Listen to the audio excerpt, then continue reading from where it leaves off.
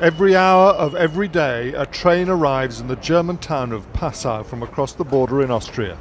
And from every train emerge hundreds more refugees and migrants, young and old, all believing that here on German soil a new life awaits.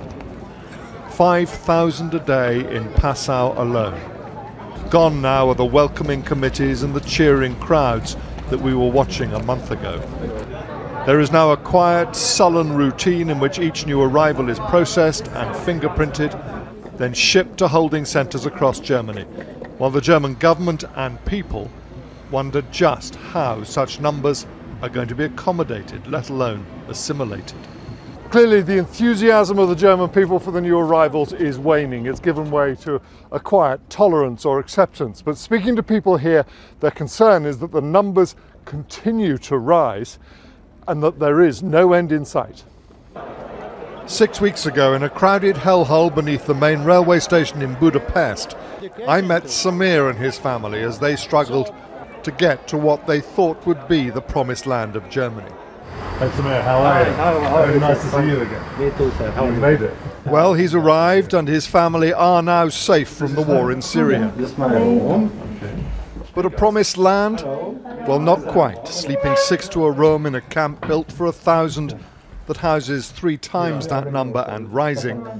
For whatever reason, it's not quite what they were led to expect. This small room, it's not enough. There's no services over here, but we have to manage. We have to be a little patient to get what we want from the life. I'm very happy.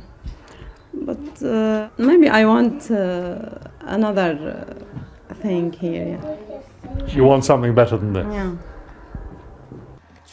If they're not happy, nor are many Germans. In the town of Mestetten, where Samir now lives, a population of 5,000 is playing host to 3,500 refugees, surely an intolerable burden.